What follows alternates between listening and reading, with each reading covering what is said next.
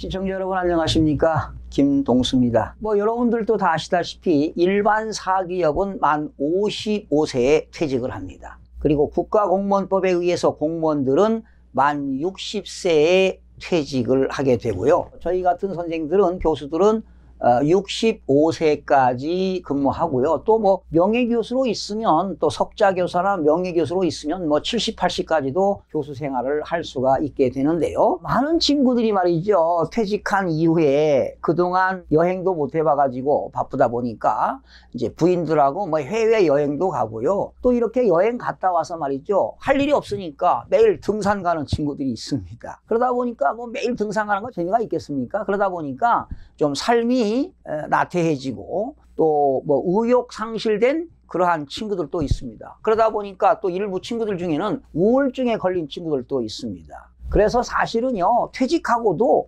소일거리라도 해야 돼요. 일에 대한 축복이 크지 않습니까? 그래서 사람은 참 나이 먹어도 일을 저는 해야 된다고 생각이 들어갑니다. 그런데 이제 일거리가 없는 친구들은 말이죠, 손자, 손녀 또 돌보기도 하고 말이죠. 또 대부분 일거리가 없으니까 백수로 지내는 거예요. 그런데 오히려 백수로 지내는 친구들이 말이죠, 스케줄이 바쁘더라고요. 이렇게 백수임에도 말이죠, 바쁘게 사는 친구들이 상당히 많습니다. 문제는 말이죠, 퇴직한 후에 집에 있으면서 성격이 표출되기 시작합니다. 남편들이 이제 집에 있으면서 말이죠, 부인들에게 잔소리도 하고 말이죠. 그렇게 해도 부인들은 처음에 받아주죠. 부인들이 수긍이 됩니다. 그런데 부인들이 어느 순간 참지 못하고 말이죠, 폭발하는 경우 있어요. 그러다 보니까 부부싸움도 되고 또 부부 갈등이 일어나고, 그러다 보니까 나이 들면서 말이죠, 황혼이혼하는 경우도 있잖아요. 특히 일본 같은 경우는 황혼이혼이 얼마나 많습니까? 80, 90%가 황혼이혼한다고 하잖아요. 나이가 들게 되면 말이죠, 남성들은 여성화가 되고 여성들은 남성화가 돼가지고 말이죠, 좀 과격해지지 않습니까? 저희 부부도 마찬가지인 것 같아요. 제가 오히려 온순해지고 말이죠, 부인은 좀 과격해지지 않았나, 이런 생각을 해봅니다. 많은 사람들이 이제 배낭 메고 말이죠, 산행도 하고, 시간 나면 집에서 할 일 없으니까 집에서 우두거니 TV나 시청하고 말이죠. 또 그러다 보니까 답답하게 되면 많은 사람들이 퇴직한 후에 말이죠, 답답하니까 공짜 지하철 타잖아요. 또 심심하면 말이죠, 공원에 놀러도 가고, 공원이라든가 산에 가서 그런 만난 친구들하고 말이죠, 또 이야기도 하고, 또 바둑도 뒤고, 마음에 드는 그런 말동무들과 또 인근 음식점에 가서 대포 한잔 하면서 돌아오고 말이죠. 이게 일상화가 됐어요. 일상화. 그러다가 또 친구들끼리 말이죠, 정치 이야기 하다가 말이죠, 좌판이 우판이 말이죠, 싸우기도 하고 말이죠. 스트레스를 풀기 위해서 말이죠, 친구들과 만나가지고 아침 느긋하게 먹고 친구들과 종로 3가에서 만나가지고 지하철을 타고 온양까지 가는데 두세 시간 걸리잖아요. 그래서 온양에 가서 온천욕도 하고 또 소주 한잔하고 말이죠. 이렇게 해서 또 지하철 타고 돌아오면 하루가 간다고 하잖아요. 이렇게 한들 어떤 삶에 무슨 의미가 있겠습니까? 이런 분들도 많습니다. 경원선과 경춘선 전철이 완성되면서 상봉역에서 모임을 많이 합니다. 사실은 온양까지 가는 데는 거의 2시간 이상을 가야 되는데요, 수도권 구간을 통과하니 바쁘게 움직이는 젊은 사람들 사이에서 괜한 눈치가 보이기도 한답니다. 또 바다가 보고 싶으면 몇 호선을 탑니까? 전철 4호선, 또 5월이면 3호선을 타고 고향 꽃 박람회도 방문한다고 합니다. 요즘은 2호선을 타고 삼성역에서 내려서 도서관을 가는 것도 큰 재미들이 있다고 합니다. 어떻게 보면 지하철이 참 재미있지 않습니까? 지하철이 참 고맙다고 생각은 되지만 앞으로도 많은 세월을 이렇게 살아가게 된다는 생각을 하니 편치가 않습니다. 많은 반태 세대가 퇴직 후 시간을 제대로 보내지 못하고 허비하는 경향이 많습니다. 평생 일만 하던 사람에게 가장 중요한 일이 없어지니 무엇을 해야 하는지 갈피를 못 잡는 경우가 많습니다. 모든 사람들은 퇴직 후에 시간이 흐르면 은퇴를 하게 되는데요. 여러분,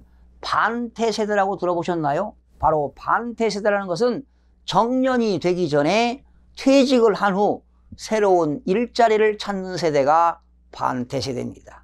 이렇게 평균 수명은 늘어나지만 은퇴 시기는 앞당겨지기 때문에 경제적인 문제 등으로 재취업이나 창업을 하게 되며 계속 직업을 가져야 하는 세대를 말합니다. 특히 베이비 부모 세대들이 대부분 반퇴 세대라고 보시면 되겠습니다. 은퇴자들에게 나타나는 변화를 좀 살펴보겠습니다. 첫 번째, 수입이 줄어듭니다. 그런데 은퇴자들이 수입이 줄어드는 것에 대해서는 준비가 되어 있습니다. 그런데 이렇게 은퇴자들은 시간이 남아 돈다는 거 아니겠습니까? 그런데 많은 시간이 남아 돌아가는 그 시간에 대해서는 준비가 전혀 되어 있지 않다는 것입니다. 바로 시테크가 되어 있지 않다는 것입니다. 자, 은퇴자들의 하루를 살펴보니까요, 24시간 중 13시간은 필수적으로 써야 하는 시간입니다. 잠자고, 식사하고, 운동하고, 친구들과 만나는데 사용을 합니다. 그러나 24시간에서 13시간을 빼면은 11시간이라는 여유 시간이 주어지는데요. 이 시간을 11시간을 어떻게 보내느냐에 따라서 삶의 질이 달라진다는 것입니다. 11시간 여유 시간을 활용할 수 있는 3등분법을 한번 활용해 보시기 바랍니다. 주어진 11시간을 3등분 한번 해보겠습니다. 3분의 1은 여가 활동을 사용하는 것입니다. 은퇴한 사람들은 젊은 시절 30년에서 40년 시간을 아주 열심히 일한 사람들입니다. 새마을 운동 노래를 불러가면서 조국 근대화다, 조국 재건이라는 구활에 새벽에 출근하고 달을 보며 퇴근했습니다. 독재 세력과 싸워가면서 민주화를 이루었고 오늘날 대한민국을 만들었습니다. 자부심을 가져야 할 것입니다. 열심히 일한 당신 놀아보기를 바랍니다. 즐거워하는 일을 찾아 즐겨보시기 바랍니다. 3분의 1은 재능 기부를 바탕으로 다른 사람을 돕는 데 사용 한번 해보시기 바랍니다.